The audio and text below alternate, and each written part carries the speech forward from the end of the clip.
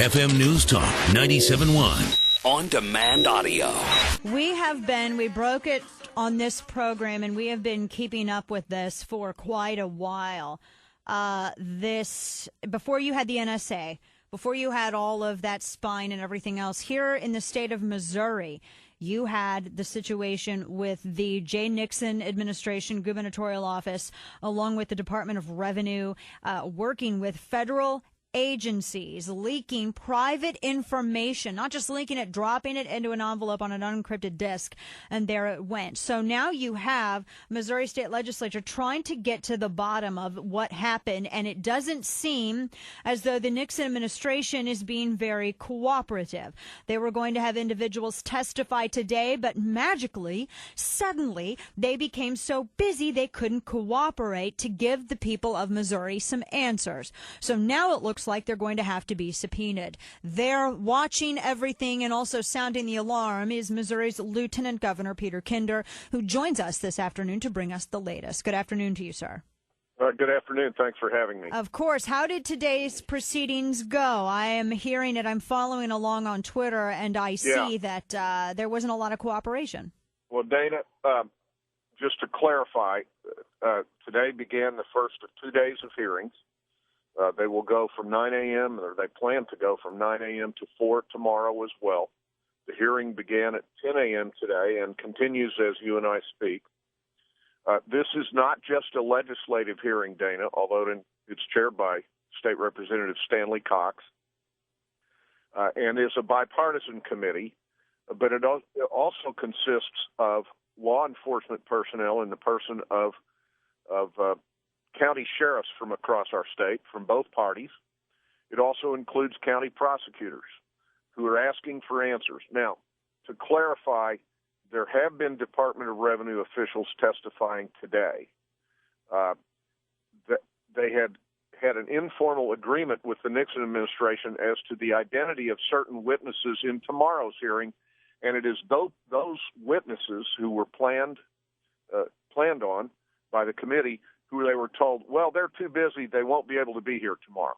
So I believe that is an unmistakable expression of contempt by the Nixon administration, by this governor, for a co-equal branch of government, the legislature, and an expression of contempt for the people of Missouri who are entitled to answers and entitled to the truth. You know, Dana, on this thing, you were correct. We kicked it off on your air on the 4th of March. And just as we've had 4 years of lies about Obamacare nationally, we've now had 4 months of lies about this Department of Revenue fee office scandal. But this committee is determined to get to the bottom of it. They are doing great work. By the way, it is being live streamed, video and audio, on something that your listeners should become aware of if they're not already. This is a new conservative media outlet that launched online in May, called the Missouri Torch. The Missouri Torch is live streaming this, and folks can listen for themselves to the testimony that should go on for about another hour, maybe 90 minutes today. But I believe subpoenas will issue that will compel the testimony of the people who we've been told are too busy to show up tomorrow as we thought they had agreed to. And there were some revelations that came out of the discussions today as well, especially concerning the admittance, finally, of the biometric data being used, correct? Yes, and Dana, I have not been in the room. In fact, I'm on my way to the Capitol from Southeast Missouri, so I'm not fully briefed on that. I can tell you that the inquiry is beginning to focus on a massive scandal that occurred on the western side of the state, and most Missourians probably have not followed, but that was, housed in a Department of Revenue fee office. Right. Now, I'm talking about what unfolded a year and a half, 2 years ago in St. Joe, Missouri. And what happened up there was that federal immigration folks, I guess from INS and from ICE, I guess stands for Immigration Customs Enforcement, they came in and busted up a conspiracy to obtain 3,500 fraudulent driver's licenses out of the St. Joe fee office. Now, they apparently were busing people, Hispanics in, or trucking them in, or bringing them in vans, and these folks would be trooped out of those vehicles and into the St. Joe fee office, where they would hand over an Oklahoma or a Texas birth certificate that may or may not be valid and legal, and walking out with a Missouri driver's license. Now, what I'm saying is not conjecture. It is not an allegation. Federal guilty pleas have been entered in court. Okay? Now, how has there been no investigation by the Department of Revenue on what went on in the St. Joe fee office? That's what this committee is beginning to focus on.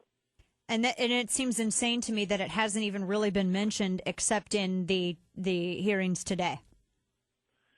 Yes, but all credit to a guy you've had on your show, who I think I introduced you to, Russ Oliver. Mm-hmm. Yes, he's been very great today. In Stoddard County in the Boot Heel. He is boring in on this subject this morning with the most tenacious display of investigative good faith and desire to get to the truth.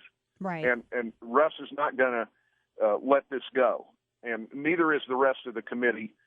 We have a number of distinguished people on there. We have Gary Furr, a former state representative who is a retired FBI agent, and he has done some of the questioning as well today.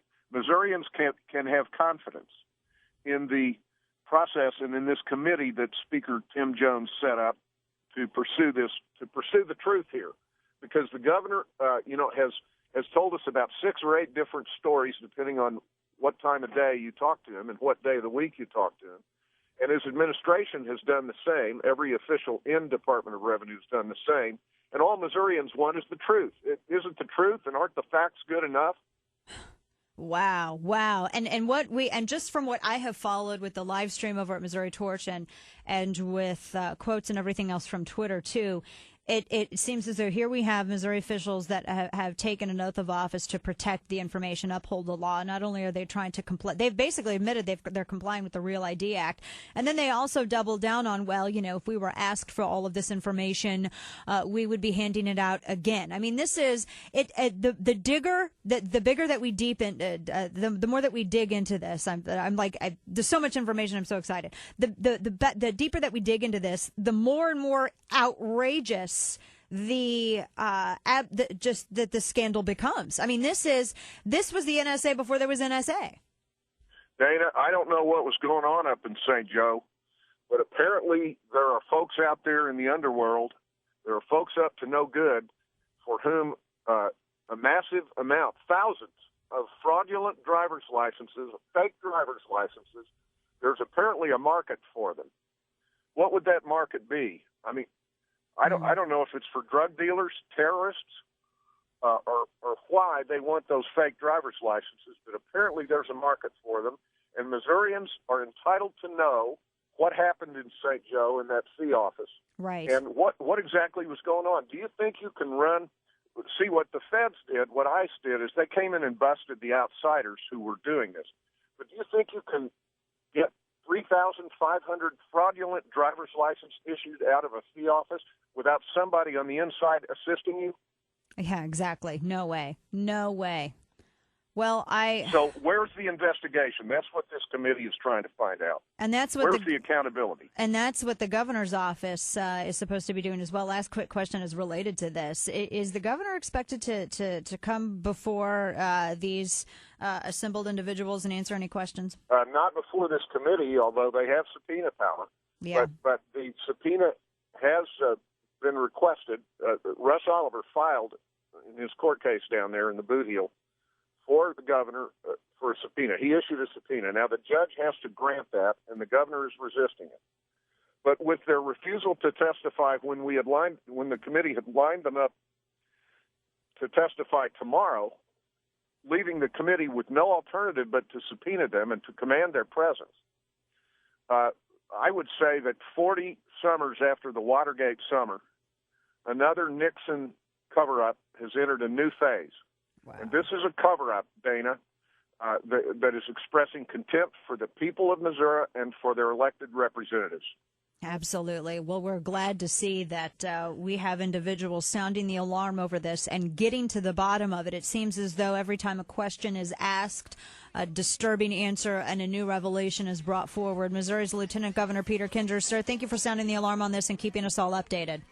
Thank you, Dana. We'll be available. Okay, thanks so much. Talk again soon. Take care.